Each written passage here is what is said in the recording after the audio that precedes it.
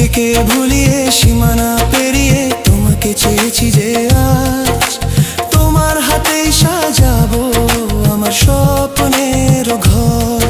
আমি তোমার প্রেমে পড়ে দুনিয়া ভুলে গেছি, তোমার ওই মায়াবী হাসি আমি দেখতে ভালোবাসি।